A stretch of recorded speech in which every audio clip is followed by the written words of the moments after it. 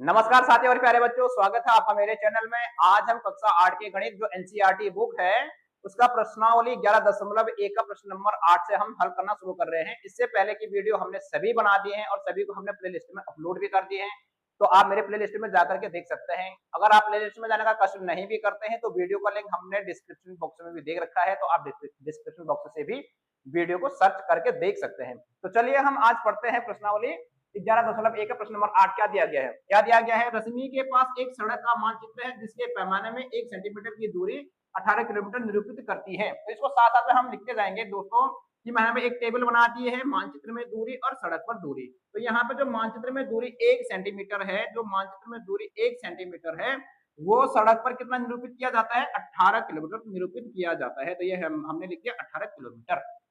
ठीक है, सेंटीमीटर की जगह हम सेंटीमीटर लिखेंगे मानचित्र वाले, और सड़क की दूरी किलोमीटर में, तो किलोमीटर के सामने हम किलोमीटर रखेंगे। वह उस सड़क पर अपनी गाड़ी से 72 किलोमीटर दूरी तय करती है। तो देखो सड़क पर जो है कि रश्मि कितने किलोमीटर दूरी तय करती है? 72 किलोमीटर दूरी तय करती है। तो उसके द्वारा तय की गई दूरी मानचित्र में क्या होगी? तो भैया हमें तो नहीं मालूम, जब 72 किलोमीटर सड़क पर जाएगी तो मानचित्र में कितनी दूरी आएगी, और मानचित्र में जो दूरी आएगी ध्यान रखना वो सेंटीमीटर में आएगी। तो मानचित्र में माना जो है कि वो 1 सेंटीमीटर दूरी आएगी। ठीक है, तो इसलिए मैंने लिख दिया यहाँ पे माना रश्मि द्वारा तय की गई दूरी मानचित्र में क्या होगा? ये x होगा ना, x होगा, और ये x किस में आएगा दोस्तों? सेंटीमीटर में आएगा। अब मानचित्र में जो है क्या होगा कि अगर सड़क पर दूरी 18 किलोमीटर है तब तो मानचित्र में 1 सेंटीमीटर आएगा, और अगर सड़क पर दूरी 72 किलोमीटर है तो ये मानचित्र में भी ज्यादा ही आएगा। भाई सड़क पर ज्यादा दूरी तय करेंगे तो मानचित्र में भी क्या आएगा? वो ज्यादा आएगा, और सड़क में हम कम दूरी तय करेंगे तो मानचित्र में भी उसकी दूरी क्या आएगी? जरा कम आएगी। इसका मतलब ये प्रत्यक्ष समानुपात में है। तो अगर ये प्रत्यक्ष समानुपात में है तो इसको हम ऐसा लिख सकते हैं। कैसा लिख सकते हैं कि इसलिए हम इसको लिख सकते हैं मेरे दोस्तों, क्या लिख सकते हैं कि 1/18 बराबर क्या हो जाएगा? ये x बट्टा क्या हो जाएगा? ये 72 हो जाएगा। ये 1/18 बराबर x बटे 72 हो जाएगा, और ये हमने जो है कि प्रश्नावली में करा रखा है। तो अब तो ये प्रश्नावली जो है कि समाप्त होने वाली है, तो आपकी समझ में आ चुका होगा। अब आप जो कि बहुत इंटेलिजेंट है तो 18 चौके 72 कर दो, इसको यहाँ से यहाँ काट सकते हैं इसको, और ये 4 इसका आंसर आ जाएगा। लेकिन अगर आपको नहीं आता है तो इसको एक एक स्टेप करके क्या कर दो? सॉल्व कर दो। इसकी क्रॉस मल्टीप्लाई हो जाएगी। 72 की गुणा 1 से होगी मेरे दोस्तों, यहाँ पर 1 है, ये 72 की गुणा 1 से होगी तो कितना आ जाएगा? 72 आएगा, और 18 की गुणा x से करेंगे, क्रॉस मल्टीप्लाई हो जाएगा ये। तो 18 गुणा के x बराबर 72 गुणा के 1 बराबर कितना आ जाएगा दोस्तों? ये 72 ही आ जाएगा, 72 ही आ जाएगा। अब हमको क्या निकालना है? यहाँ पे x निकालना है। तो ये x बराबर हो जाएगा मेरे दोस्तों क्या? 72, तो ये अपनी जगह पे ही रहेगा, और यहाँ पे जो ये 18 है इसको इस 72 के साथ लेके जाएंगे तो ये इसके बट्टे में चला जाएगा। ये जो मल्टीप्लाई संख्याएं होती है यहाँ, ये यहाँ जाएंगे तो ये इसके बट्टे में चला जाएगा, अपॉन में चला जाएगा। तो ये हो जाएगा दोस्तों 18। अब आप जानते ही हैं क्या, आगे अप्लाई कर रहा हूँ इसको, तो x बराबर आ जाएगा मेरे दोस्तों 18 एकम 18 और 18 चौके 72।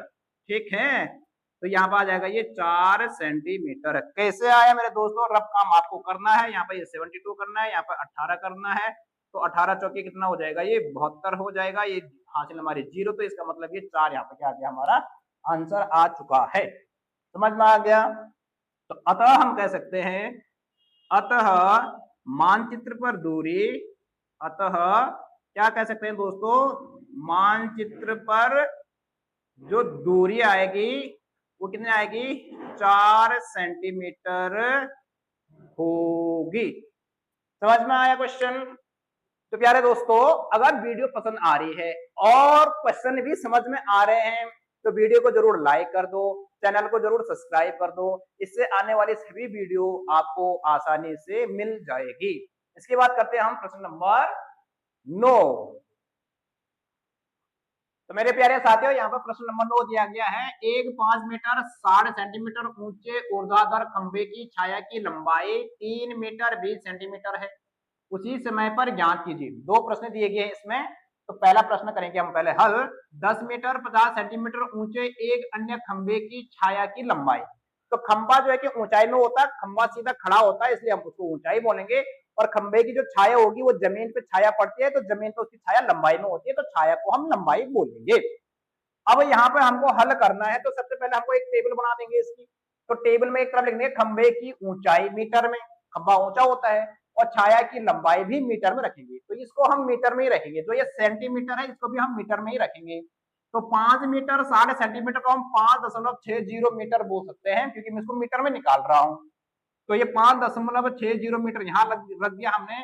तो उस खंबे की छाया कितनी होती है? 3.20 मीटर। कि 3 मीटर 20 सेंटीमीटर का मतलब 3.20 मीटर होता है। ठीक है मेरे दोस्तों, ये तो आता ही होगा आपको कि 1 मीटर बराबर 100 सेंटीमीटर, तो 1 सेंटीमीटर बराबर 1/100 मीटर। अब यहाँ पे हमको पहला वाला क्वेश्चन है 10 मीटर 50 सेंटीमीटर मतलब 10.50 मीटर की छाया की लंबाई कितनी होगी? तो यहाँ पे मैं लिख दे रहा हूँ कि माना छाया की लंबाई होगी x, और x किस में आएगा दोस्तों? मीटर में आएगा। तो यहाँ पे हम लिख देंगे क्या? x लिख देंगे। अब मुझे बताइए, जब खंबा ऊंचा होगा तो छाया क्या होगी? उसकी लंबी होगी। और खंबा और ऊंचा होगा तो छाया और ज्यादा लंबी होगी। तो इसका मतलब ये है प्रत्यक्ष समानुपात में है। ठीक है, प्रत्यक्ष समानुपात बोले चाहे प्रत्यक्ष अनुपात बोले।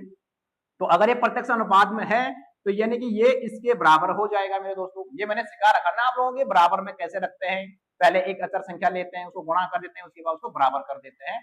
तो अगर आपको नहीं आ रहा समझ में तो आप इंट्रोडक्शन सेक्शन को जरूर देखिएगा। तो चलो दोस्तों इसको करते हैं हल। तो ये क्या हो जाएगा मेरे दोस्तों? ये हो जाएगा 5.60 बट्टा ये हो जाएगा कितना? 3.20। अब इसके बराबर में हम रख सकते हैं यहाँ पे 10.50 बट्टा यहाँ पे हो जाएगा हमारे पास x।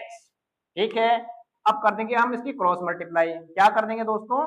Cross multiply. दशमलव ढंग से दिख रहा है कि नहीं दिख रहा है आप लोगों को? देखो मैं जरा बड़ा बड़ा बना देता हूँ। अब क्रॉस मल्टीप्लाई करेंगे तो ये x यहाँ चला जाएगा और ये इन दोनों की मल्टीप्लाई हो जाएगी। तो इसको मैं अप्लाई देन कर रहा हूँ, यहाँ पे हो जाएगा 5.60 गुणे गया क्या x, क्रॉस मल्टीप्लाई। अब यहाँ पे ये बराबर हो जाएगा 10.50 और गुणे गया 3.20 मेरे दोस्तों। अब ये x बराबर क्या हो जाएगा? तो यहाँ पे ये x बराबर हो जाएगा दोस्तों क्या? 10.50 गुणे गया यहाँ पे हो जाएगा 3.20 बट्टा यहाँ पे ये 5.60 यहाँ गुणे में, यहाँ जाएगा डिवाइड में हो जाएगा। ये हो जाएगा 5.60। अब देखो इसको कैसे काटना है, इसको भी सीख लो। देखो यहाँ भी 2 अंकों के बाद दशमलव है, यहाँ भी 2 अंकों के बाद दशमलव है, दशमलव से दशमलव हट जाएगा। यहाँ का दशमलव नहीं हटेगा, केवल यहीं का हटेगा। अब इस जीरो से ये जीरो भी क्या हो जाएगा दोस्तों? कट जाएगा। बेसिक सुधार लो दोस्तों, अपना बेसिक सुधारना बहुत जरूरी है, तभी जो है कि ये समझ में आएगा। तो अब आगे क्या हो जाएगा? 10.50 तो ये तो ऐसे ही रहेगा। 10.50 गुणे गया, यहाँ पे क्या बच गया दोस्तों? यहाँ पे बच गया हमारे पास 32 और बट्टा यहाँ पे हमारा बच गया 56। दशमलव भी हट गया, जीरो भी हटा दिया हमने। अब जो है कि इसको क्या करेंगे? इसको भी काट देंगे। तो देखो आप किसी से भी काट सकते हैं, लेकिन ये 8 से कट रहा है। आप 2 से काट लो, 4 से काट लो, किसी से भी काट लो। ठीक है, 8 से कट रहा है तो 8 चौके हो जाएगा दोस्तों ये 32 और 8 सत्ते हो जाएगा दोस्तों ये 56। एक एक स्टेप करके बता रहा हूँ आपको, एक ही जगह पर नहीं करना गचड़ पचड़ पूरा की एक ही जगह से काट पीट करके आंसर निकाल दिया। अब इसके बाद अगला स्टेप हो जाएगा दोस्तों हमारा, क्या हो जाएगा यहाँ पर देखिएगा कि इसकी गुणा इसके साथ करेंगे। तो 4 की गुणा 0 के साथ करेंगे तो ये तो 4 0 का 0, 4 पंजे कितना हो जाएगा दोस्तों? 20 हो जाएगा। दशमलव है यहाँ पे तो दशमलव आ जाएगा मेरे दोस्तों। 4 0 का 0 तो 2 हासिल थी हमारे पास, तो 2 रह जाएगा और 4 एकम क्या हो जाएगा? ये 4 हो जाएगा। तो 42 आ गया मेरे दोस्तों, और 42 अपन क्या आ जाएगा? ये 7 आ जाएगा। तो ये बराबर आ जाएगा मेरे दोस्तों 7 छक्के कितना होता है? 42 होता है। कितना होता है? 7 छक्के 42 होता है। अब इस दशमलव के बाद इन जीरो का कोई महत्व नहीं है, तो इन जीरो को हम हटा भी सकते हैं, इनका कोई मान नहीं है। ये 42 है, ये 6 आ गया। और ये 6 किस में आएगा? देखो छाया की लंबाई किस में है दोस्तों? मीटर में है। ठीक है, तो यानी कि अतः हम कह सकते हैं, अतः क्या कह सकते हैं हम कि खंबे की छाया की लंबाई, क्या कह सकते हैं हम? खंबे की छाया की लंबाई कितने हो जाएगी? 6 मीटर होगी। ठीक है मेरे दोस्तों, अब इसके बाद करते हैं इसका दूसरा वाला भाग। दूसरा क्वेश्चन देख लो दोस्तों, क्या दे रखा है कि उस खंबे की ऊंचाई जिसके छाया की लंबाई 5 मीटर है। यहाँ पे हमको खंबे की ऊंचाई ज्ञात करनी है, छाया दे रखी है। तो ये रिलेशन तो यहाँ से दे रखा, तो ये तो यही रहेगा हमारा, क्योंकि इसी से तो हमारा क्वेश्चन निकलेगा। तो अब हमको क्या करना है? उस खंबे की ऊंचाई ज्ञात करनी है। तो माना मैंने क्या कर लिख दिया, माना खंबे की जो ऊंचाई है वो y मीटर है। ठीक है, आप कुछ भी मान सकते हैं, A B C D X Y. पिछली बार मैंने एक्स माना था, इस बार मैं वाई मानना हो, क्योंकि आप खंबे की ऊंचाई निकाल रहे हैं। तो इस वाई एक्सिस से ये मत समझना कि सर कहां से लेके आ रहे हैं, इसको आप कुछ भी मान सकते हैं, एबीसीडी भी मान सकते हैं।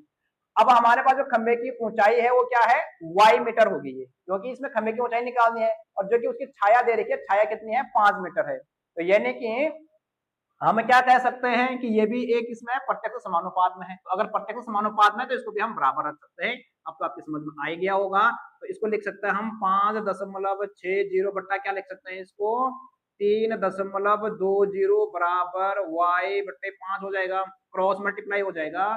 तो ये हो जाएगा हमारे पास 3.20 गुणे गया y, इनकी मल्टीप्लाई, फिर इनकी मल्टीप्लाई, यहाँ बराबर का साइन है तो बराबर का साइन लगा देंगे हम, और यहाँ पर हम क्या कर देंगे इसको 5.60 गुणे गया क्या कर देंगे दोस्तों 5 कर देंगे यहाँ पे। अब आगे क्या हो जाएगा, ये y बराबर क्या हो जाएगा, तो y बराबर हो जाएगा हमारा दोस्तों क्या हो जाएगा, यहाँ पे देखिएगा 5.60 गुणे गया 5 बट्टे यहाँ पे जो 3.20 है ये इसके बट्टे में चला जाएगा, तो ये आ जाएगा 3.20। अब आगे मैंने बताया था आपको, यहाँ पे दशमलव के 2 अंक है, यहाँ पे दशमलव जो है कि 2 अंकों के बाद है, ये भी 2 अंकों के बाद कट जाएगा, इससे ये भी कट जाएगा मेरे दोस्तों। तो अब ये शुद्ध रूप से हमारे पास बच गया, यहाँ पे क्या लिख सकता हूँ मैं इसको 5 6 गुणा गया 5, यानी कि 5 6 गुणा गया 5, यहाँ पे बच गया हमारे पास 32। अब कंडीशन वही आ गई 8 वाली आ गई, तो ये हो जाएगा हमारे पास 8 चौके 32 और 8 सत्ते क्या हो जाएगा दोस्तों 56 हो जाएगा, और 5 चौके कितना हो जाएगा यहाँ पे आ गया हमारे पास 5 गुणेंगे 7 कर लो कोई दिक्कत नहीं है, 7 गुणेंगे 5 करो या 5 गुणेंगे 7 करो कोई दिक्कत नहीं है, आगे पीछे कर सकते हैं। और बट्टा यहाँ पर आ जाएगा हमारे पास 4, तो 7 5 सत्ते कितना हो जाएगा दोस्तों, ये 35 हो जाएगा, यहाँ पर आ जाएगा हमारे पास 4। इसको अगर हल करते हैं तो कितना आ जाएगा, ये 4 8 32 हो जाएगा। कितना बचा दोस्तों 3 बचा, दशमलव लगाएंगे तो 30 होगा, 4 सत्ते 28 हो गया, 2 बचा 20 हुआ, तो 4 पंजे 20 और ये आ जाएगा मीटर में। तो 8.75 मीटर आगे दूसरे खंबे की ऊंचाई, समझ में आ गया। तो इसका मतलब हम लिख सकते हैं अतः खंबे की ऊंचाई, अतः खंबे की ऊंचाई कितनी होगी मेरे दोस्तों, खंबे की ऊंचाई होगी 8.75 मीटर होगी, यह है। ठीक है, इसकी बात करते हैं प्रश्न नंबर 10। तो मेरे साथियों प्रश्न नंबर 10 दिया गया है कि माल से लदा हुआ एक ट्रक 25 मिनट में 14 किलोमीटर चलता है। ट्रक में माल ही जाता है, लदा हुआ है, उसमें सामान भरा हुआ है, तो 25 मिनट में जाता है 14 किलोमीटर। यदि चाल वही रहे, यानी कि उसकी चाल वही रहे, उसकी स्पीड वही रहे, तो वह 5 घंटे में कितनी दूरी तय कर पाएगा। तो हमको इसको अनुपात और समानुपात यानी कि प्रत्यक्ष और प्रतिलोम समानुपात के अकॉर्डिंग ही इसको हल करना है, इसीलिए हम इस टेबल को भी बना रहे हैं। ठीक है, नहीं तो इसको निकालने के तरीके बहुत सारे हैं, शॉर्टकट भी है, लेकिन आपके क्लास के हिसाब से हम जो है कि इस टेबल को बना बना करके हल कर रहे हैं। तो चलिए हम शुरू करते हैं प्रश्न। देखो वो कह रहा है कि भैया 5 घंटे में कितनी दूरी तय करेगा, तो मैंने लिख दिया यहाँ पे, माना 5 घंटे में तय दूरी क्या है x किलोमीटर है, हमें नहीं मालूम है ना कि वो 5 घंटे में कितनी दूरी तय करेगा, तो हमने लिख दिया भाई x किलोमीटर है। अब टेबल कैसे बनेगी, देखो एक तरफ हम दूरी लिखेंगे, दूरी हमारा किलोमीटर में है, इधर हम समय लिखेंगे, समय हमारा मिनट में है। देखो यहाँ घंटे में भी है और मिनट में भी है, तो यहाँ पे क्योंकि 25 मिनट दे रखा है, तो या तो इस 25 मिनट को हमको घंटे में बदलना पड़ेगा, या तो ये 5 घंटे दे रखे हैं इसको हम क्या कर देंगे मिनट में बदल देंगे, तो हमारा क्वेश्चन आ जाएगा मेरे दोस्तों। सॉरी, अब हमारे पास क्या हो जाएगा, यहाँ पर देखो मैंने लिख दिया दूरी तो 14 किलोमीटर, 14 किलोमीटर 25 मिनट में चलता है, तो हमारे पास 5 घंटे में, इस 5 घंटे को हम मिनट में पहले बदल देंगे मेरे दोस्तों। तो मैं यहाँ पर लिख रहा हूँ 5 घंटे बराबर क्या हो जाएगा, 5 गुणा गया 60, ये हो जाएगा हमारे पास मिनट, क्योंकि 1 घंटे में 60 मिनट होता है, तो 5 घंटे में 5 गुणा गया 60 मिनट हो जाएगा, तो ये बराबर हो जाएगा हमारे पास कितना हो जाएगा 300 मिनट, 5 छके 30 और 0 ये हो जाएगा हमारे पास मिनट। ठीक है दोस्तों, तो मैं यहाँ पर जो ये समय है ये 5 घंटे की जगह पर मैं लिख रहा हूँ 300 मिनट, तो 500 घंटे लिखो चाहे 300 मिनट लिखो, बात एक ही है, मैंने घंटे को मिनट में बदल दिया है। ठीक है, अब यहाँ पे जो दूरी है वो हमें नहीं मालूम है, तो हमने यहाँ पे वैसे भी लिख दिया ये x किलोमीटर जाएगा, तो ये आंसर आएगा हमारा x किलोमीटर में आएगा। तो अब मुझे बताइए यहाँ पे कि ट्रक जो है कि कम समय में कम दूरी तय करेगा, ज्यादा समय में ज्यादा दूरी तय करेगा, ये प्रत्यक्ष समानुपात में है। अगर ये प्रत्यक्ष समानुपात में है या प्रत्यक्ष अनुपात में है तो ये इसके बराबर हो जाएगा, जैसे प्रश्न को हम हल करते आ रहे हैं। तो अब क्या हो जाएगा, यहाँ पे हम लिख सकते हैं, क्या लिख सकते हैं मेरे दोस्तों कि x/25, क्या लिख सकते हैं हम, 14/25 लिखेंगे, x/25 नहीं, बराबर हो जाएगा ये x/300। ठीक है मेरे दोस्तों, आगे हल करेंगे इसको, इसकी भी क्रॉस मल्टीप्लाई, सेम वही कंडीशन है, एक ही कंडीशन है। हमारे प्रश्नावली 11.1 का ये लास्ट क्वेश्चन है और लगभग सभी क्वेश्चनों को, प्रश्न नंबर 1 को छोड़ करके सभी प्रश्न हमारे किसमें है, प्रत्यक्ष या सीधा अनुपात में है। ठीक है, तो ये हो जाएगा हमारे पास यहाँ x गुणा गया क्या हो जाएगा 25, क्रॉस मल्टीप्लाई करेंगे ना इसको इधर से इसको इधर, और ये बराबर हो जाएगा 14 गुणा गया क्या हो जाएगा दोस्तों 300। अब हमको x निकालना है तो ये x बराबर हो जाएगा क्या 14 गुणा गया 300 बट्टे यहाँ पे ये 25, यहाँ जाएगा तो क्या हो जाएगा इसके बट्टे में चला जाएगा तो ये हो जाएगा हमारे पास 25। अब आपको अगर टेबल आती है 25 के टेबल आती है, नहीं आती है तो आप इसको काट सकते हैं, 5 से भी काट सकते हैं। चलो मैं 5 के ही काट के दिखा देता हूँ, उसे 25 से कटाइए, 25 25 5 जाएगा 25 गुना 50 हो जाएगा। 5 से काट लो भैया, आप लोगों को नहीं आता है, अगर आता है वैसे अच्छे बच्चे हैं तो 5 बजे 25, 5 छक्का 30, 1 जीरो बच के यहाँ पे 0 हो जाएगा। अब ये 5 से कट जाएगा, 5 एकम 5, 1 बचा कितना हुआ 10 और 5 गुना कितना हो गया मेरे दोस्तों 10 हो गया। तो अब क्या बचा भाई हमारे पास, कुछ भी नहीं बचा, बच गया हमारे पास 14 गुणा गया 12, तो 12 चौके कितना होता है भाई 48 होता है, हासिल लेके आ गए 4, 12 एकम 12 और 12 4 कितना हो जाएगा ये 16 हो जाएगा मेरे दोस्तों। अब ये किस में आएगा दोस्तों, तो ये आएगा हमारी दूरी, और दूरी किसमें हमारे किलोमीटर में है, तो ये आ जाएगा किलोमीटर। अतः ट्रक हम लिख सकते हैं, अतः 5 घंटे में 5 घंटे में लदा हुआ ट्रक, लदा हुआ ट्रक 168 किलोमीटर दूरी तय करेगा। ठीक है मेरे दोस्तों, तो दोस्तों प्रश्नावली 11.1 को हमने कर दिया है कंप्लीट। जो वीडियो आपको नहीं मिली है वो हमने प्ले लिस्ट में डाल दी है, सभी वीडियो प्ले लिस्ट में उपलब्ध है प्रश्नावली 11.1 के, तो आप जाइए और प्ले लिस्ट में देख करके जो भी प्रश्न आपके समझ में नहीं आ रहा है आप देख सकते हैं। और इसी खुशी में दोस्तों आप क्या कर सकते हैं, अगर वीडियो पसंद आ रही है तो वीडियो को लाइक और चैनल को जरूर सब्सक्राइब कर दें।